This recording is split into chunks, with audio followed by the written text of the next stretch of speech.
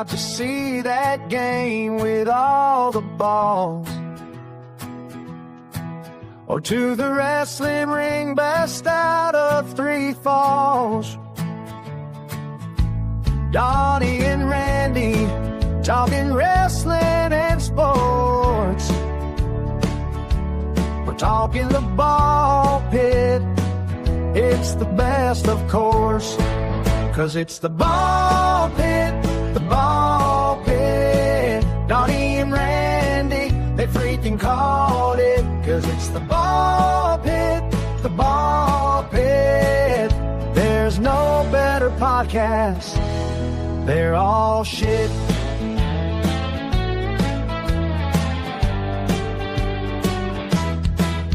Rob watches the Lions every Sunday night. Who even knows which team Paul supposedly likes? Tex likes the Cowboys, it's his only shortfall. Jason McLean, just a fan of sports ball. 'Cause it's the ball pit, the ball pit. Donny and Randy, they freaking called it. 'Cause it's the ball pit, the ball pit. There's no better podcast. They're all shit. With Randy Gilbert as our YouTube sports guy. Donny Cho knows shit about sports, but he'll try. Donny only knows wrestling and MMA. Together these two for the US of A.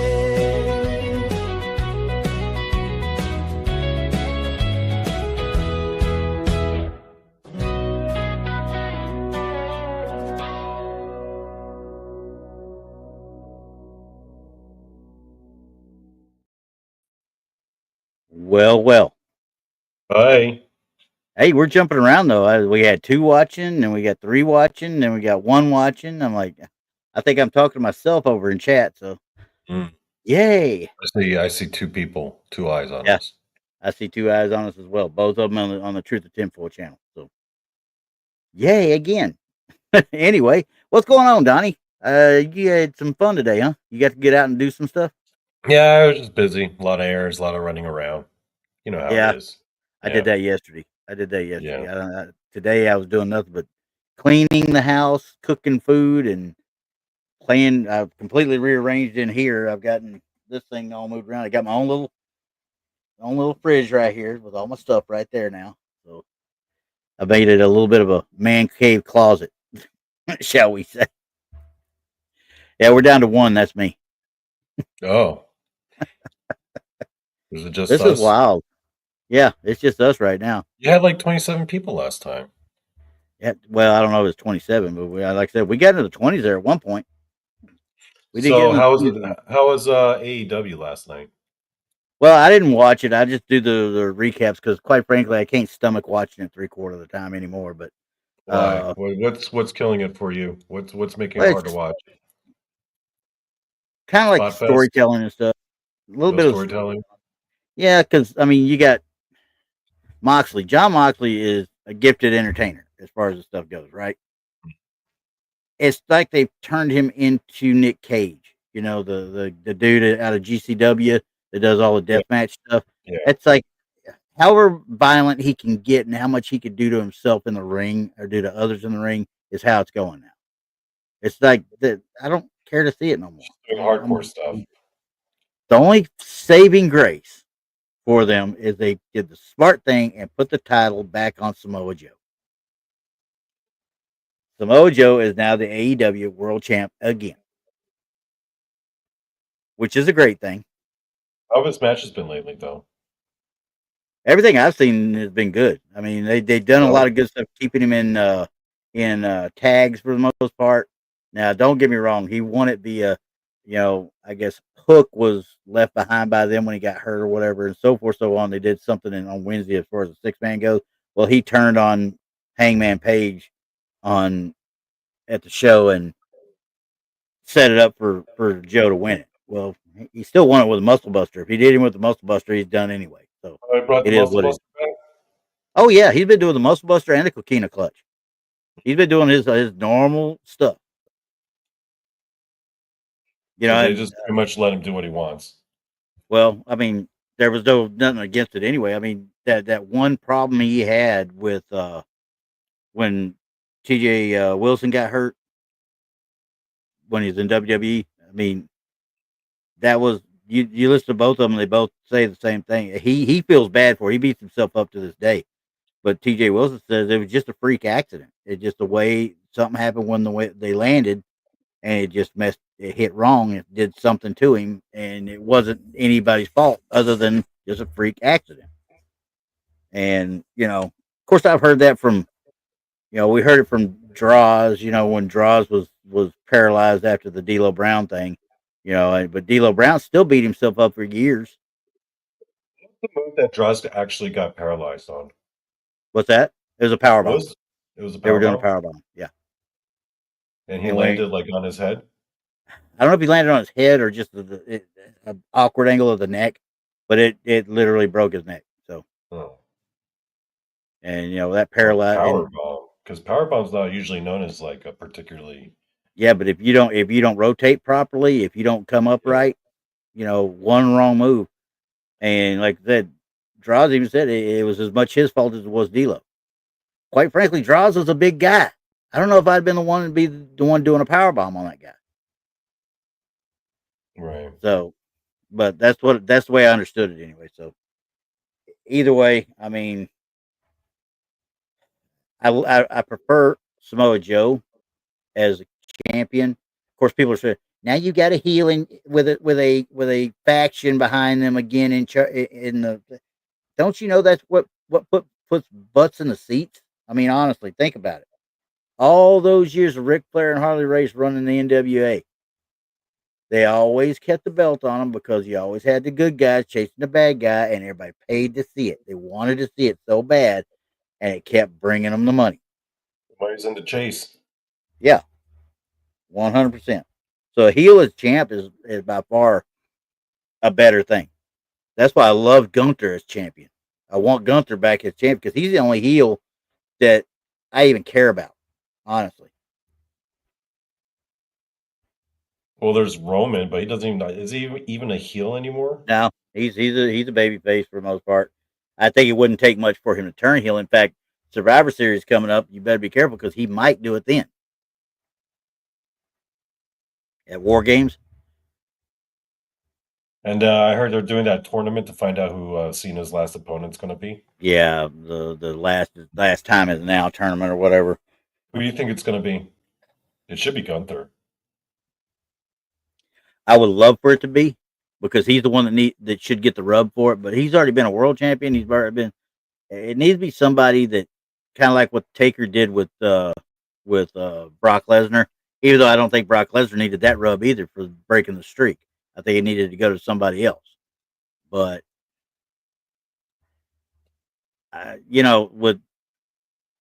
with War Games going on, I mean, you don't have Brock Lesnar involved in it. Hey, what's going on, Josh? Good seeing you. We got one in there now. Well, now we got five watching. Crossroads. Who's Cryptical Crossroads? That's Josh Orban. Who? Josh Casto. Oh, Josh Casto. Yeah. Everyone calls him Castro. No, that's just Rob. Hey, Jason. Now we got a few in there. Hey, Josh. I still got your I got your drawings right over there on my table. There you go. That's cool. I mean, but anyway, yeah. So I just Brock Lesnar did need the rub from the Undertaker for breaking the streak, and I wish I could figure out for the life of me. Quite frankly, the one that probably needs the rub the most and is probably the best to do it would be the one that kind of did the little thing on Friday night, and that's freaking who's the him guy? God dang it! It just went right out my kid came up from NXT. He was with Trick Williams for a long time. Golly, I cannot remember that dude's name to save me. Wow, I feel like I'm a complete and utter old man now. Right in front of you. That's side the point. I usually have his name. I would have said his name. Carmelo Hayes. Sorry, I knew it. I remember it here for a minute. Carmelo Hayes.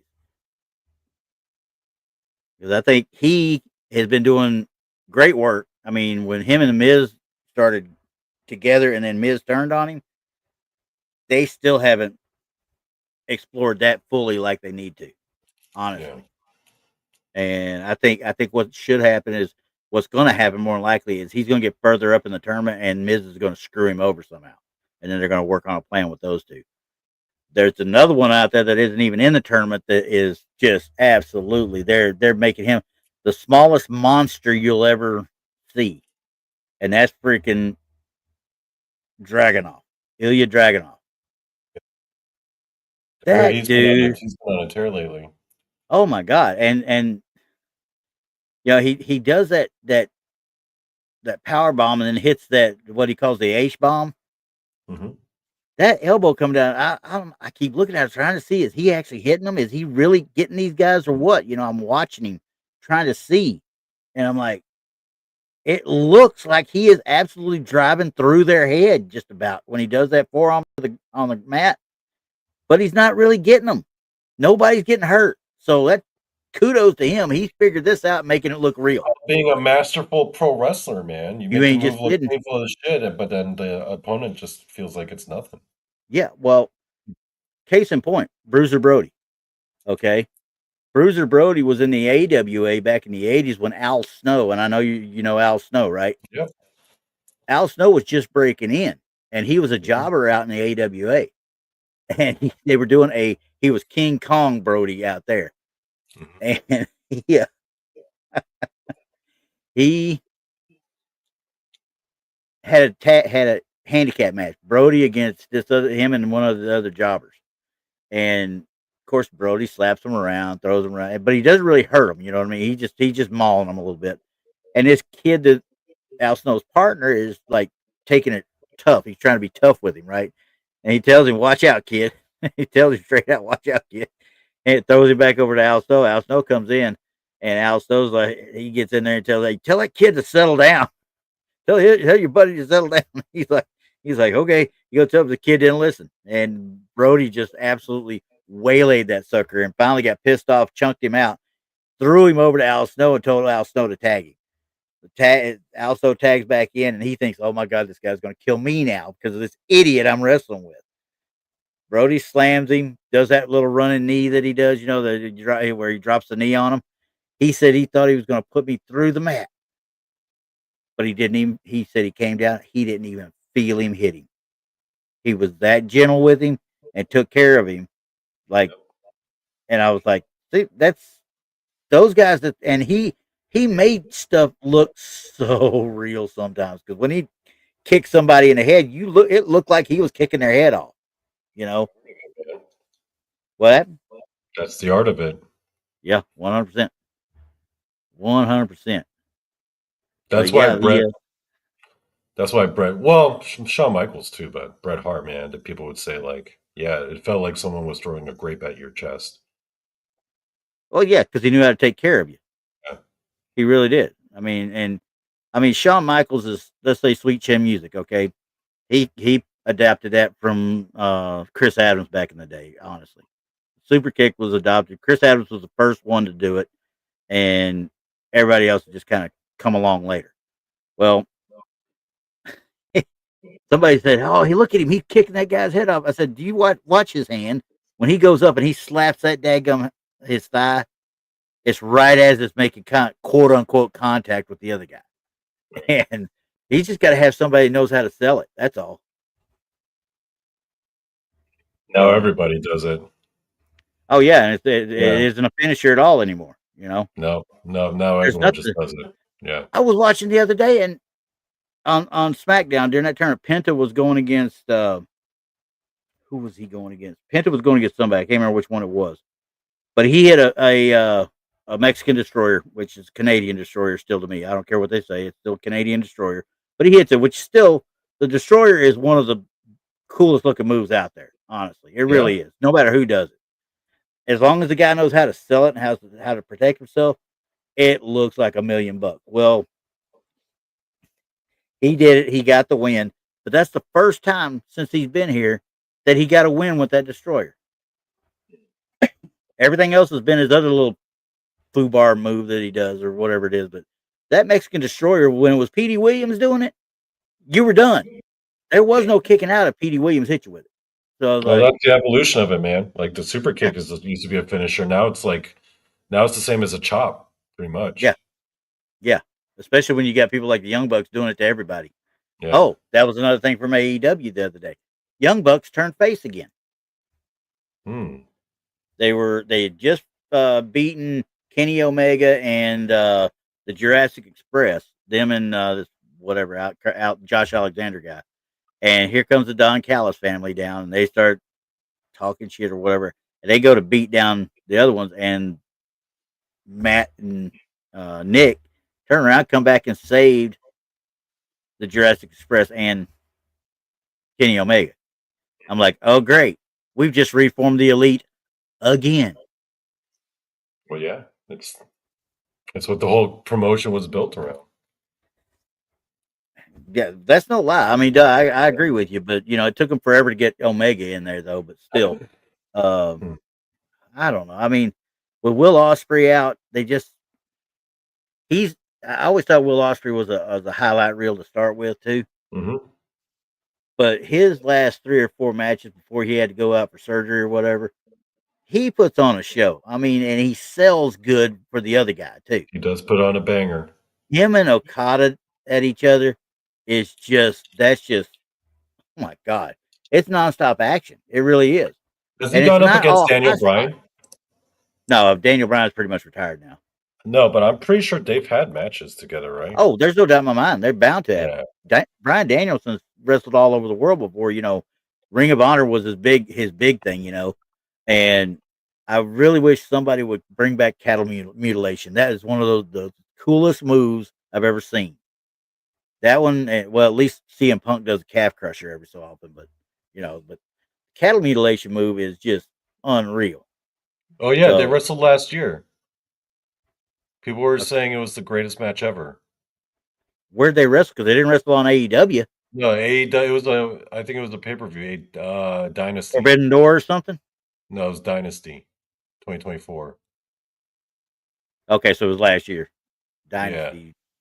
I'm looking at the highlights right now. Oh shit! Well, and that doesn't surprise me because there's 2 guys that will go with the best of them. You know.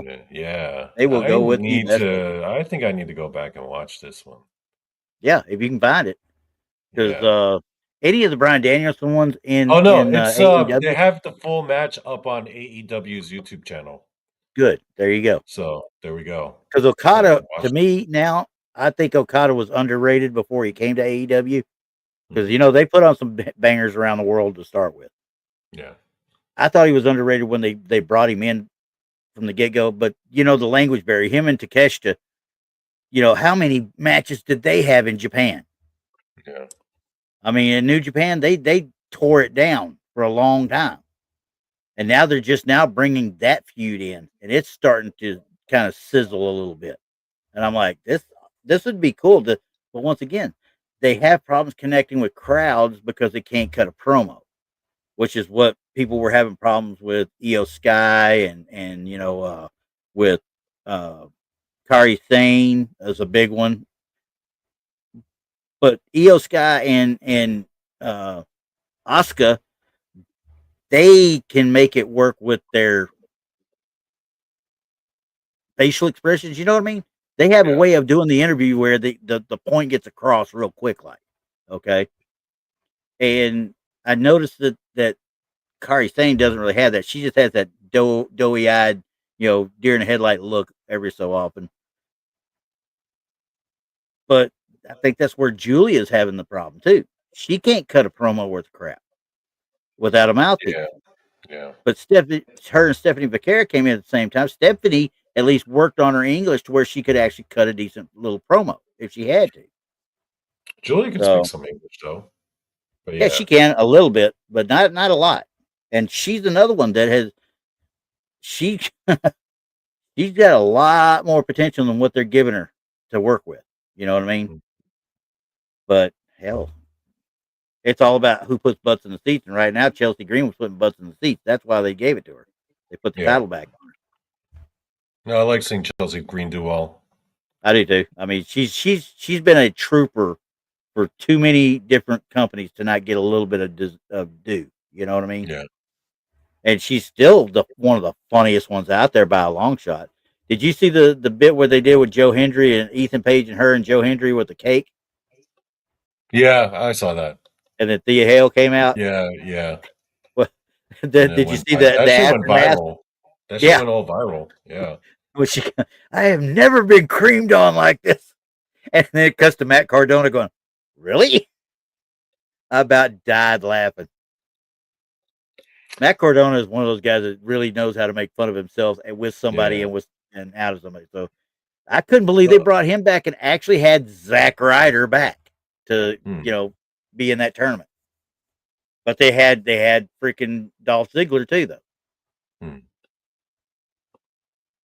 So yeah, it's kind of cool. I'd really, what I'd really like? I'd really like Edge to come back and do it. Just let AEW let him go for one night. But I Well, doubt that's Chris ever going to happen. Jericho's probably coming back. Oh, there's no doubt in my mind he is. Yeah. I think he's fed up with the direction and stuff. Nova's like, I wish I knew who you were talking about. Well, if you don't watch wrestling, yeah, I We're guess. talking about the wrestling. Yeah, we're talking about Oh, AEW so right now. So it is quick rad. topic switch, Randy. Yes, So yes. why don't we do a quick recap of the match of the football that you watched earlier? Oh, A very exciting match indeed for you. yes, yes. And quite frankly, I'm still in disgust because on my fantasy football team, I started Josh Allen, who is the quarterback for the Buffalo Bills, who played on Thursday, and commenced to damn near giving me a goose egg because he played so shitty. He was so bad. I got like 8 points out of him. I should have started Dak Prescott because Dak Prescott would have given me about 40 instead. Because I thought, oh well, they're going against Houston. They're going against Philadelphia. Philadelphia's, we had problems with him last time. He might get a couple of touchdowns or a touchdown maybe or something like that, but he's not going to have a big day. Oh, was I freaking wrong? 21-0 with I think it was 45 seconds or so left in the second quarter. Well, tell them which game it was. The Cowboys and the Eagles. Yes. The Cowboys versus the Eagles. Cowboys they weren't doing decent, but they weren't scoring any points. They had turnovers. They had penalties. They were literally shooting themselves in the foot a lot of the time. The defense wasn't playing great. I mean, it just looked like, oh, here we go all over again. We get to about 30 seconds or so left in the second quarter, getting ready to go into halftime, and all of a sudden Dallas hits a pass that I think it was George Pickens that got it in. And it was like the light switch flipped on both sides. This was at the end of the first quarter? That was the end of the first half. End of the first half. So So it was they 21-7 going into the second half. Okay. So they threw that last match touchdown in the first half. Yeah. Yep. And so halftime was 21-7. Next thing you know, you got Dax hitting everybody in the dog. Now, don't get me wrong, they're dumb plays all through it or whatever. But in fact, Dallas got called for roughing the punter on a punt. The guy, if he'd have laid out instead of pulling up short, if he'd have laid out, he would have actually blocked the punt. But he didn't do that. He was too afraid of hitting the daggum punter, which he did anyway. And it was such a small hit, it wasn't even funny. It was like, really? But because his hand caught the guy's plant foot and he went down, that was a personal foul right then and there, 15 yards. Like, you got to be kidding me. But anyway, so Dallas. Next thing I know, there's a touchdown pass to not CeeDee Lamb, but was it Turpin? No, Fournette or whatever. I don't think CeeDee Lamb got one, but we had one from George Pickens. We had one to what the hell was that dude's name? Wasn't it Brown or something like that? I can't remember his name off the top of my head here. I will find it here in a second. There's CeeDee Lamb had big day. Don't get me wrong.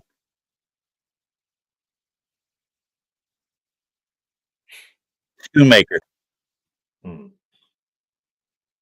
I'm looking at it right now just to make sure I got the right one. Oh no, Span. Got him Span Warno or whatever. He's another tight end. He catches one, and then Dak Prescott runs the other one in himself. So he accounted for 3 touchdowns in a late first half, early, and throughout the second half, and then in the last minute. Let me see how much time was on the clock when Dallas kicked the field goal. Okay, so I am trying to come up with an actual name. So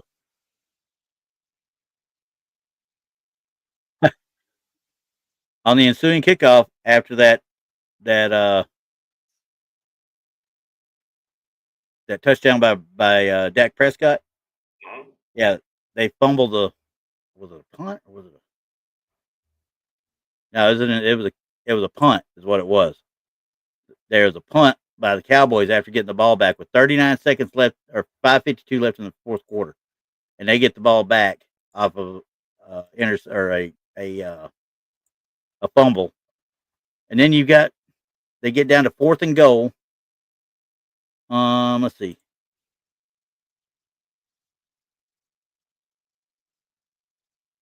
So at 3:38, they take over on downs. They give it up on downs. Dallas goes for it on 4th and don't get in. Okay, you got the Eagles. You got sacks. They get the ball back at trying to see how much time was left on it. 3 seconds left in the game. Brandon Aubrey takes a 42-yard field goal to win it with 3 seconds left, and they came back and win. 42-yard field goal. What's that? 42-yard field goal. Yeah. Now he had already missed one from 51 yards earlier in the game, and I can tell you right now, Brandon Aubrey don't miss. 99.9% of the time, he don't miss. If it's inside 50 yards, it's a chip shot for this kid. He was the only other field goal he's missed all season was a 68-yard attempt. That's the only other one. And it wasn't short, it was off to the side. So that'll tell you how far this kid can kick the ball. But I was like, I couldn't believe they come back. I could not believe they'd come back. And then my boys here yesterday, my Longhorns finally got back into the winning column. Dingbats. Arkansas wasn't a great team, but they needed to get some confidence back. They let them stick with them in the first half for a while, and I kind of like, oh crap, here we go again. They're going to screw this up somehow. And I kind of went away and did some stuff on it. I came back. Next thing I know, it's 52-30. I'm like, ooh, okay, because it's 21-20 at the end of the first half. I was like, 52-30. What the hell's going on here? When did they turn on the Jets? But that's a lot of touchdowns in a short amount of time. Yeah, I mean, because that was all second half. You're talking about 31 points. Game. For them, it was. That Dallas Eagles game, where was it? Was it in here in Dallas? It was here in Dallas. Oh man, that crowd must have been pretty stoked. You could hear the crowd going nuts because, I mean, early on in the game, obviously they were getting boos because they weren't doing anything with the crowd. They really weren't. I mean, they were literally laying over playing dead. So I shouldn't say it like that because, pros, they do have good plays, don't get me wrong, but they also have bonehead plays, that screw everything up that they shouldn't be making when they're a professional level athlete. You know what I mean? Yeah. And it's just like, I don't know if sometimes if it's the hey, it's Poncho. Hey, Poncho. But anyway, they they have an issue with consistency. That should be what I'm saying. They're having a big issue with consistency now, and that's why I watch college. I mean, I've got to the point now I would rather watch college than I would pros most of the time. I keep up with them, don't get me wrong, because I got my fantasy football, but it's just one of them things. Again, one of them things. One of them things. Yep. So, other than that, they ain't much because I don't really pay attention to basketball during the actual basketball season. Hockey is doing okay. Only like March Madness. Do you pay attention to that? That's my biggest one. I will stop everything so I can fill out my bracket and watch them because I go into that looking for the underdogs and I root for Cinderella all the way through every time. That's why I don't ever bet on a bracket because I'm not going to bet on a bracket when I want all the underdogs to win. I usually root for UNC. You got UNC, Duke. I mean, I root for Texas. That caught me off guard. I root for Texas when they're playing halfway decent, and the women's basketball is even worse though because you cannot have any more dominant teams than South Carolina, UConn, Stanford, and every once in a while you have Tennessee or Texas or LSU. That's it when it comes to women's basketball. There's next to nobody else. Rutgers played 1 year and got the title, but it was a fluke, a complete utter fluke. After that, there's nothing there. You talk about March Madness though. Hell, I watched little Stephen F. Austin, get to the Sweet 16 1 year. They ain't nothing but a bunch of little bitty short white dudes out there, but they were going out and raining 3-pointers on these guys, and nobody could stop them. Mm. But when you start running with big dogs, you just don't have much of a chance. No. So,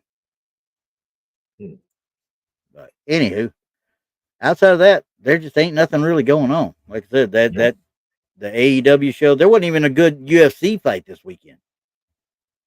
Yeah, I gotta start paying attention to that some more because I want to start doing some MMA stuff, some fight sports stuff. Yeah, because I mean, I love boxing. Don't get me wrong, I love boxing, but there just aren't the personalities in it anymore that used to be there. I mean, quite frankly, I still wonder if Mike Tyson, and I'm going to go back to the Mike Tyson Jake Paul fight on this one. I still wonder if he went in there just to go in and kind of pat his hands a little bit and just goop off, because there is absolutely no reason in my mind Mike Tyson shouldn't have destroyed his ass. Well, because he's old as shit. Well, that too. I agree with that. But one shot is all it takes, and he's got more power than Jake Paul ever thought of having. So why is he not getting inside and just absolutely? Because he never got a clean shot on him. If you watch that fight, he never got one clean shot on Jake Paul. Now I don't know whether that's because of him or that's because Jake Paul. I think age is a motherfucker, man. Yeah, well, yeah, it is. Don't get me wrong. Yeah, he's 60. He should be in there, but I'm waiting to see Jake Paul take on one of the ones in their primes and see what happens. Well, he's tied. Well, who's Jake Paul fighting next? He's fighting an actual legit boxer. Yeah, I think he's trying to get. Was it Alvarez or was it Anthony Joshua? He's going to get murdered. Joshua's going to kill him. He does not want. He's a legit contender. The top tier heavyweight. Yeah, he does not want to get in the ring with him. That's going to be ugly. And Joshua's like way bigger than him too. Well, and Jake Paul usually enjoyed the size advantage, but yeah, because he took on what? Standing next to each other. What did he do? Take on Roy Jones Jr. and Joshua's way bigger than him. Jesus. Yeah, I think that's who Jake Paul took. I mean, why is he fighting Anthony Joshua, an actual legitimate top tier heavyweight? That's just he's gonna get smoked. He's gonna get hurt, is what he's gonna do. He's gonna get smoked. He should not.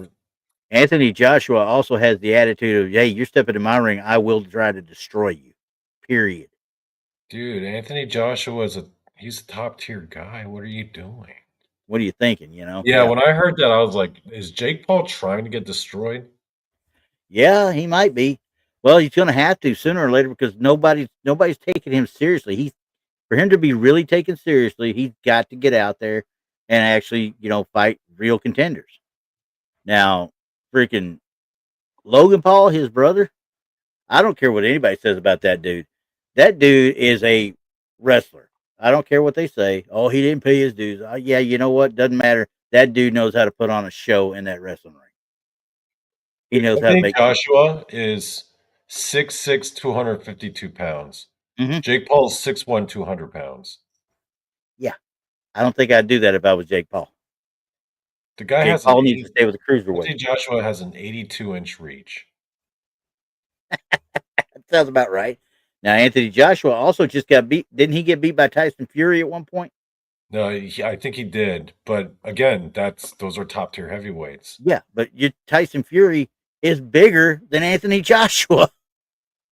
I mean, honestly, think about it. I think Fury is damn near 6'7", something along that line.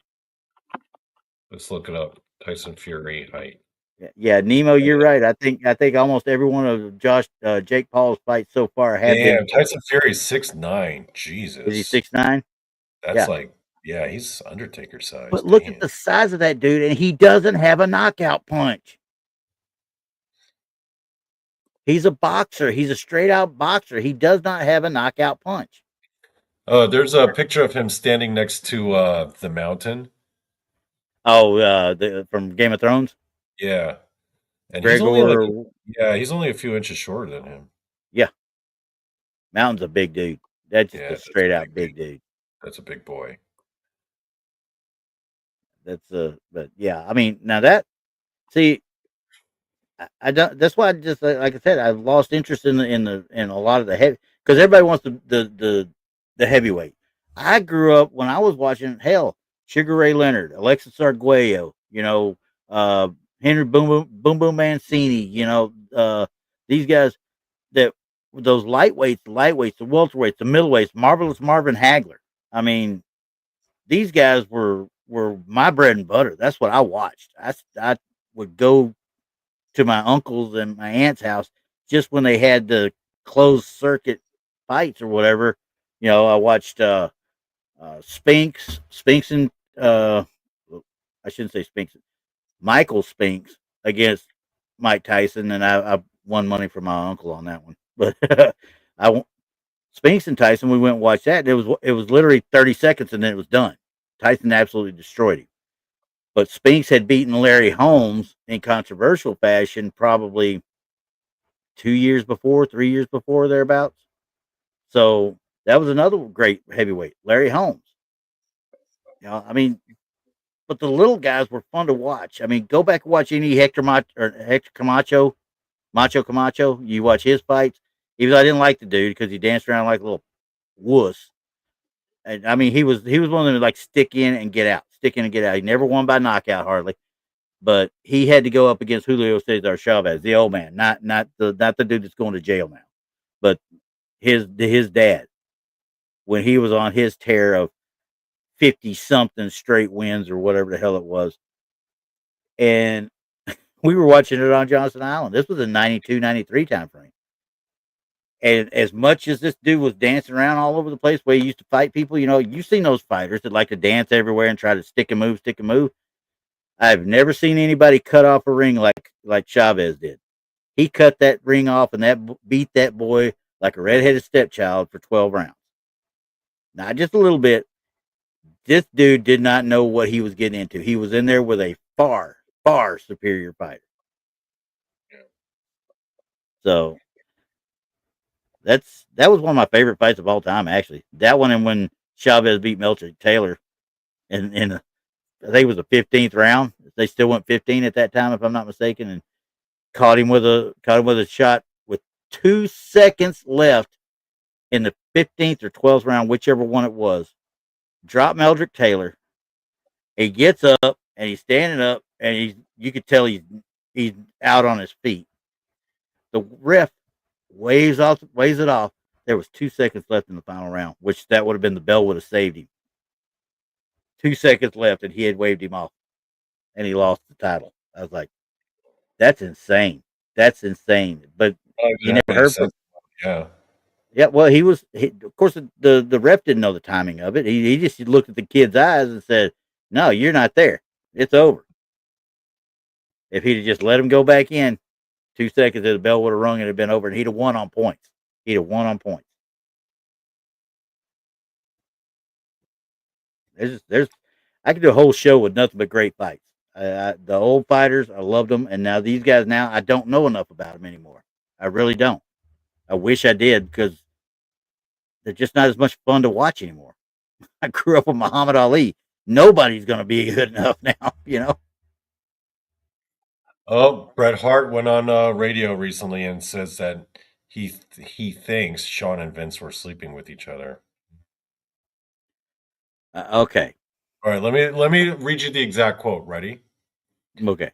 This is word for word from Bret. He says, Sean and Vince were lovers. I'm being dead honest. And I'm telling you, we all know what the H stands for. They and I, just when I look back, it's like I got caught between two lovers, you know? And I got shafted and screwed over. And Sean was so envious and jealous of my position that he finally had to sleep with Vince to get it.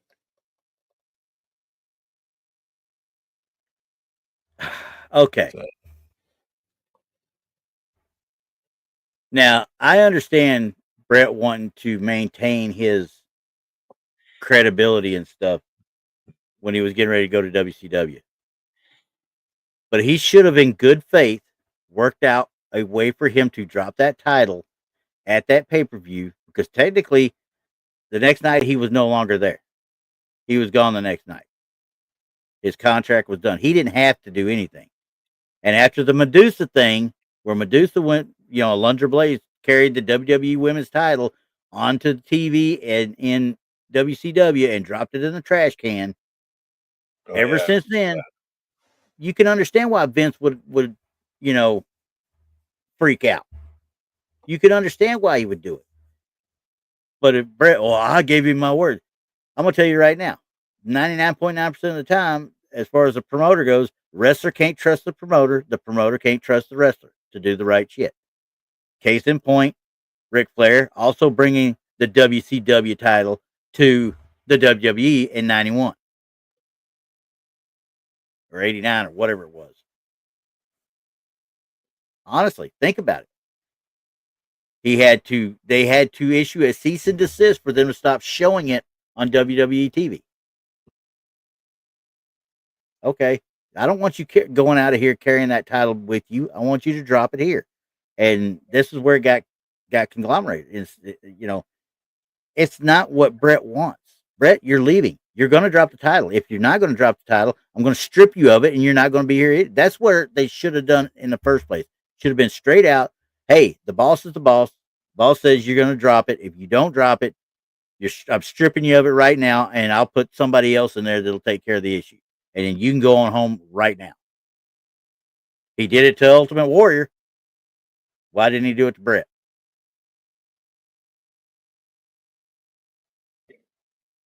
I think, I don't know. I mean, he should have known that he was supposed to lose. I mean, I don't know why he got so weird like that. He Like, wanted to you leave protect the his stock. promotion when you're supposed to drop the belt. Yeah, you do the right thing. And Yeah, if it's at a pay per view, that's his doing biggest issue business. was that it was a pay per view in Canada. He didn't want to drop it in Canada. Yeah, he wanted to drop it at Eh, a later show. Yeah. Well, guess what? You're obviously not under contract after that pay per view anymore. Maybe for a few weeks or something like that. But there was no guarantee you were going to be at any of the tapings. Right. If the boss tells you you do it, you do it. Now there's ways you're supposed to handle business, and I think because the Undertaker was trying to make sure stuff was happening right, he wasn't happy the way I understood it. But Vince shouldn't have done it like that. Vince should have had a meeting with both of them. And said, "Listen, I'm the one trying to look around. See, I ain't got no women out there, so hey, I'm the head motherfucker in charge right now. Okay, you're going to do what the hell I tell you, or I'll strip you of it right now, and I'll put somebody else in the match. I got no problem with it." He was trying to be nice to Brett at one point, but he should not have done the end around, the cheap shit. But you know what it did do? It created Mr. McMahon. Yeah. So now I don't know if he did it on purpose or not. Maybe he wanted to be Mr. McMahon from then on, Now it's time for him to be that evil overlord thing. I don't know. I mean, so many things to be griped about. Brett is going to be sour grapes till the day he dies. That's just all there is to it. He's going to be sour grapes till the day he dies. And no way, shape, or form anybody's going to get around it. Reasons, a lot of them, Do what? And he has legitimate reasons for a lot of his sour grapes. Oh yeah. Don't get me wrong. He does. But like I said, it could have all been avoided if he'd have just done what was asked of him in the first place. But you know what? We wouldn't have had Mr. McMahon, and Mr. McMahon was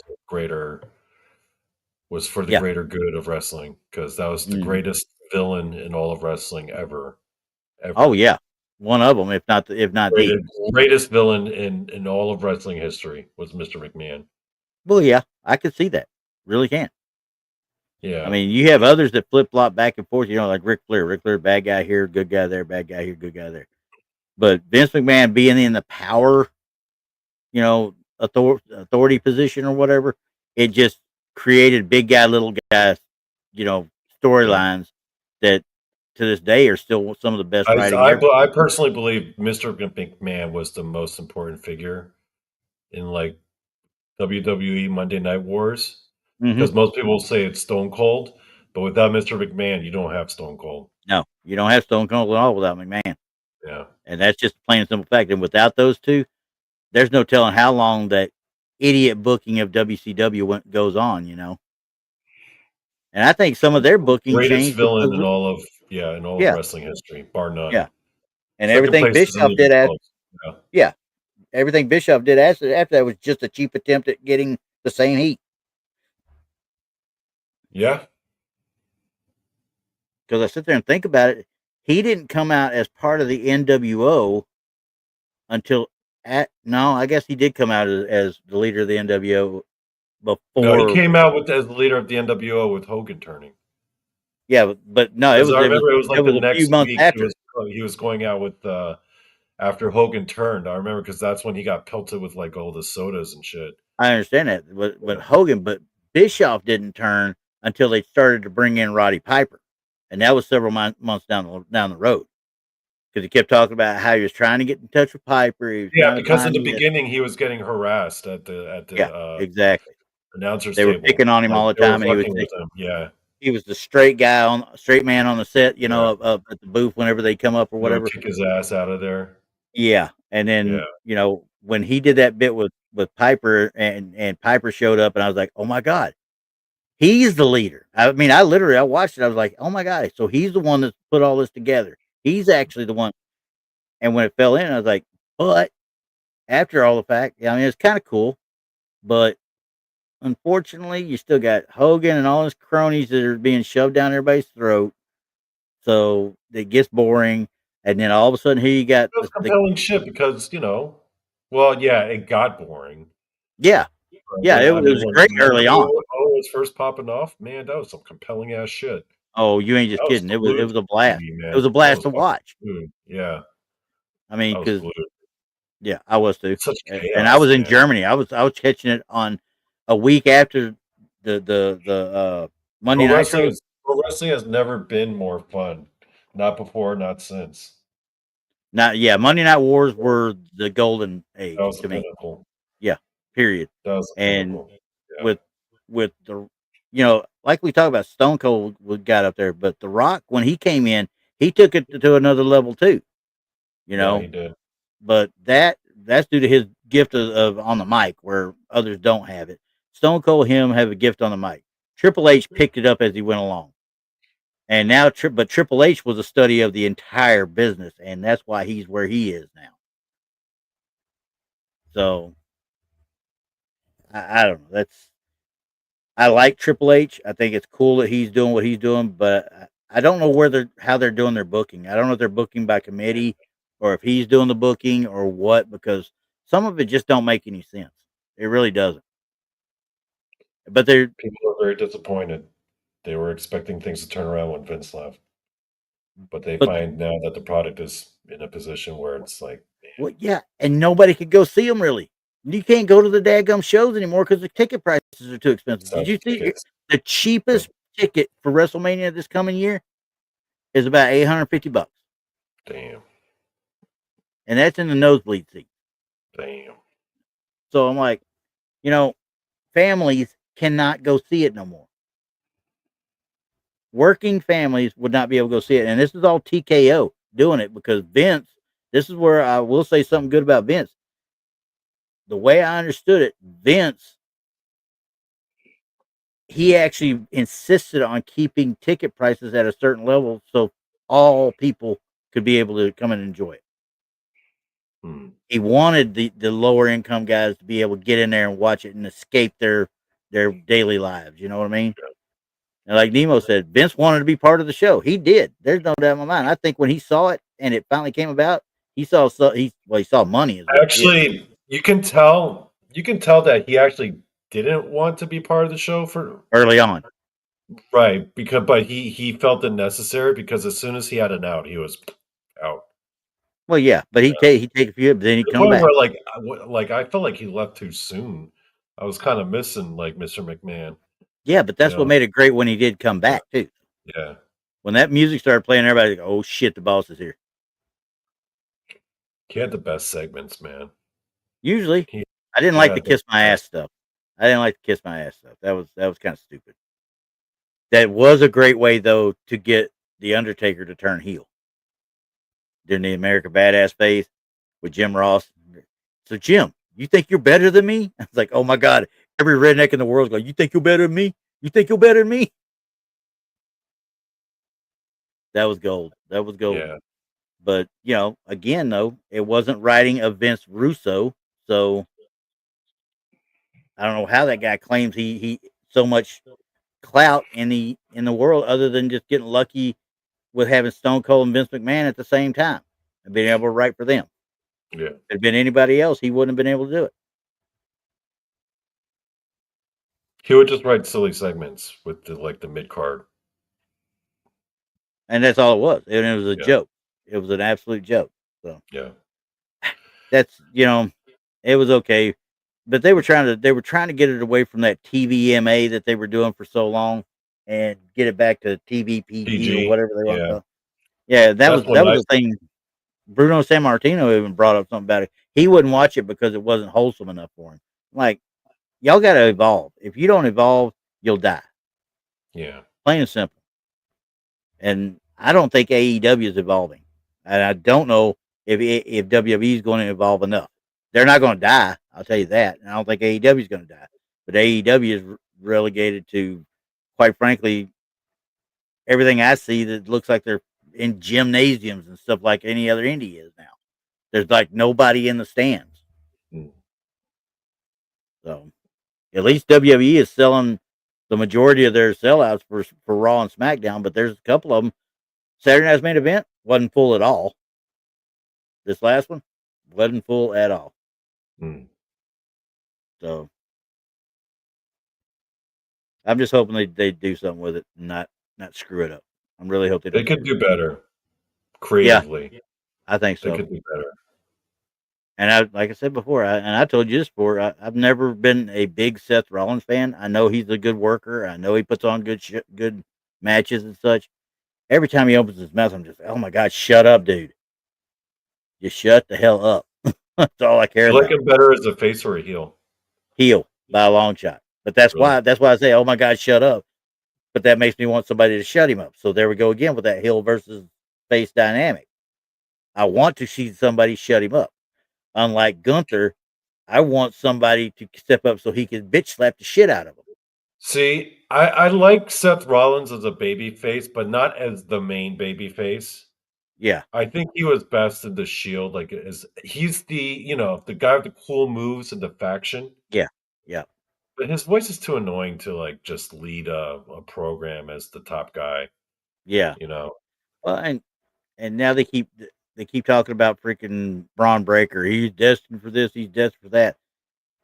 Okay, he's a Steiner. Sooner or later, something's gonna break in him that he's gonna mess something up, one way, shape, or form. It just is what it is. Love the kid. Love the way he moves. Love the way he his intensity and stuff like that. I'm just waiting to see if there's gonna be something that actually breaks him because he's good on the mic too. If they'd let him, just let him go. But as long as he doesn't do Steiner math, we're good. Mm. Because I mean, I People could were not popping for that. do what?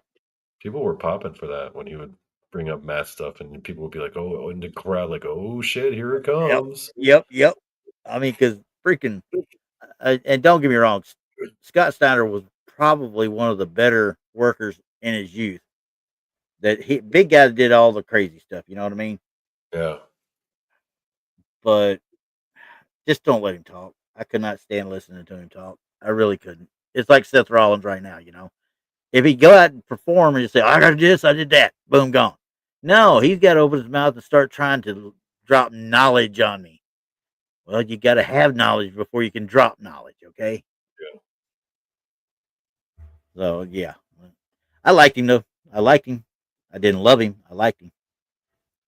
I can't think of a whole lot of them other than, I did love Triple H because Triple H was the greatest heel as far as a wrestler goes to me. And I'm a Ric Flair fan, remember. That dude would make you want to absolutely kill him at times. He really would. But then when he turned good, you were like, it just don't feel right rooting for this guy. It just doesn't feel right. So he would have to turn back, you know. But that's living in the heyday. Now, once again, we just don't have who do we have that's got the actual personality that could take that space now?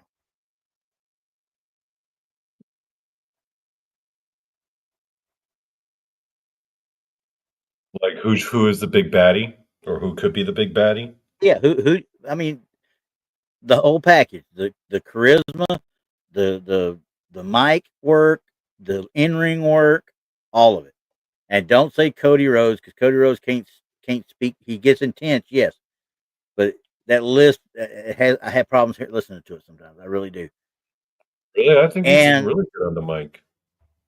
I, it's intensity. If he's intense and he's fired up at somebody, yeah. But if he's got to go out and just cut a normal promo, not so much. He's got to be mad and ready to kill somebody to actually sound good. That's like this one he cut on Saturday night, or on not Saturday night, but on Friday night after he attacked the Vision, and I mean took out Bronson Reed, took out freaking who's the Logan Paul, I think was the other one, but he. In fact, he was one that helped Carmelo Hayes win that match that I told you about. He won it on Friday. He helped Carmelo Hayes by knocking out Bronson Reed. He gave him a crossroads on the floor. And he stood up there and he told him, and he said, where's looking at Heyman and says, it's funny. We've been tied together these last 3 years, and it seems like every one of your guys I've beaten. And you bring out Brock Lesnar, and who's the last one to beat Brock Lesnar? Twice. Me. I was like, damn, he's calling him out. He's calling the Thunder now. But he said he was talking about Braun Breaker, and he said, there's no way in hell a Steiner will ever be better than a Rhodes, and just remember that. Because you'll never be better than me. I was like, he was calling back old school stuff. So when he gets intense, he does great promos. When he just goes up there, hat in hand, saying thanks everybody, blah blah, I don't believe him. I don't believe in him. I don't think he's worth a crap with that one. So yeah, no. I don't think he's the one to carry it further. Let's put it that way. Because he's getting up there in years too. He's not no spring chicken no more. We don't have any real young ones. And somebody said LA Knight one time, and I like LA Knight, but he's already been who was he in TNA? He was Eli Drake in TNA. He was Max Dupree with if you look back, look at the Max Dupree thing, to the guy that was leading Pretty Deadly or whatever to the ring or whatever, whoever it was, some sort of fashion model guy type people. He was their quote unquote manager. Then he became LA Knight. And ever since LA Knight, until he started getting on the mic and doing cutting his own promos that were not scripted, where he could just go freelance with it, he didn't catch on. Now he's caught on, but he doesn't do enough for them to trust putting a belt on him. You know what I mean? And I don't know why. I don't know, man. I think top guys are usually like in their 40s nowadays, late 30s. Yeah. They're older because they have to be mature. They have to be in the game that long. Well, yeah, they've got to be able to play all ends of it. But yeah. I mean, you got guys. That's why I like watching NXT so much now, because there is nobody that does the top guy thing. The closest thing is Ricky Saints, I guess, really. And Trick Williams, seeing that dude evolve like he's evolved. I mean, he used to be nothing but why John Cena was such a freak, because he was a top guy at a younger age. Yeah. Yep. Because I mean, without that ruthless aggression promo he did on Kurt Angle, if he doesn't do that, he gets done and then goes. If he does that, and everybody's like, okay, he's a whitewashed babyface. Nobody really wants to see him. But when he came out doing the Dr. Thugonomics thing, everybody wanted to hate that dude. Everybody wanted his ass whipped. They were like, oh, look at this poser. I mean, this is ridiculous. Mean Streets of Where again? type shit, and they're like doing that stuff, and I'm like, oh well, he's getting them not to hate him, but the crowd started warming up to him. You know what I mean? Yeah. So he made himself a face without even realizing. It's that white rapper gimmick, man. That was genius. It was honestly, Yeah, it really was. it was. It was funny as It's such hell a at good times gimmick. too. And he was So, I actually mean, rapping. yeah, he actually did. Yeah. And quite frankly, I can't watch a single movie he's in. I can't watch it. His Well, I acting love is Cena in his movies, man. which one? I mean, I liked the first season of Peacemaker. I didn't even watch it, because I didn't like the movie. I didn't like the second Suicide Squad movie. I thought it was kind of crappy, badly written, badly done, and quite frankly, I think I watched the first episode of Peacemaker, and I just didn't care for it from the get go. Now, if I sit down and binge it, maybe I'll like it. I don't know, but it was one of those I just nah. I don't care. I think he's got more range than The Rock. Oh, what? Acting range? Yeah. There was one, I think he did it for Netflix, where he was the protector of the lottery winner or whatever it was. And I can't remember the name of it to say, because the lottery winner has to hold on to that ticket for 24 hours, according to this movie. Yeah, I know the movie you're talking about. Yeah. No, I he was pretty good. He was pretty good in that. Aquafina was in it with him. That's why. Yeah, no, but John Cena definitely has more range acting wise than The Rock for sure. I don't know. I kind of I've seen The Rock do 2 or 3. Now, this last one he did really stepped out of his comfort zone by a big shot. The Smash Machine. That was wild. I didn't even realize it was Rock. With all that makeup on. I have to watch that. Yeah, that was pretty cool. But that was like an homage thing. I mean, he wanted to do that to try and show, but as far as the acting side of it, yeah, he's okay, but it ain't no Oscar-winning performance. No, not one bit. And I have to watch it. I heard he did do a good job there, though. So he did do a good job, but it's not like that. It's not going to win him. It's not like Brendan Fraser in The Whale, Yeah. So anyway, yeah, it's time. Let's call it a bedtime. night, man. I got to bedtime. I want the final boss here in Baldur's Gate 3. I'm trying to beat this game, man. Oh, so that's why you've been missing in action for so long. Well, not today. Today I was actually gone, but yeah, I'm trying to. As far as others, I'm trying to beat this damn game so I can resume my life. Yeah, because you stopped everything when you started playing that. Yeah. All right, brother. No, I'll be back. For those of you who are wondering, Donny says stuff is coming back. It's going to come back with a vengeance. Yep. So that works for me. Yep. All right, guys. Oh, and plan. I don't know if you're ready for Friday or not. I don't know if anybody's going to be really ready for Friday yet or not. I am planning on doing that preview show, the Ball Pit Friday or whatever you want to call it.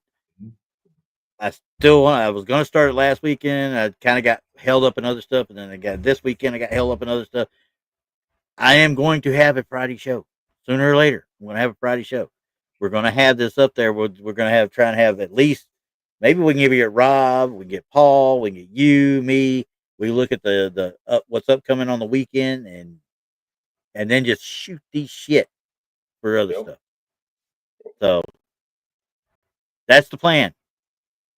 I will make an announcement on the channel before it actually happens, because this coming week's rough because of being the Friday after Thanksgiving. I don't know who would want to sit there and watch me on the Friday after Thanksgiving. Y'all are still in turkey coma at that point. So yeah, you're not gonna be around that day. But... Yep. So, all right, guys, we will see y'all next week. Peace.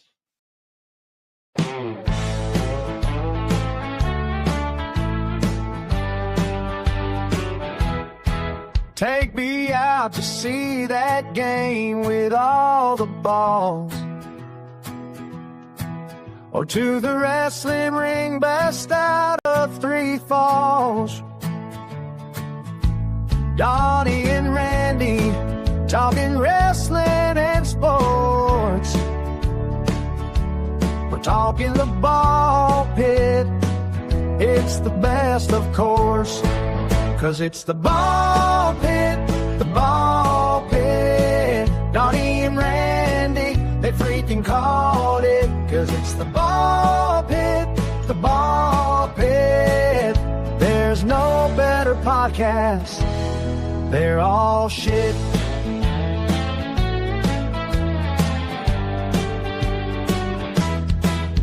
Rob watches the Lions every Sunday night. Who even know which team Paul supposedly likes? Tex likes the Cowboys, it's his only shortfall. Jason McLean, just a fan of sports ball. 'Cause it's the ball pit, the ball pit. Donny and Randy, they freaking called it, 'cause it's the ball pit, the ball pit. There's no better podcast, they're all shit. With Randy Gilbert as our YouTube sports guy. Donny Cho knows shit about sports, but he'll try. Donny only knows wrestling and MMA. Together these two for the US of A.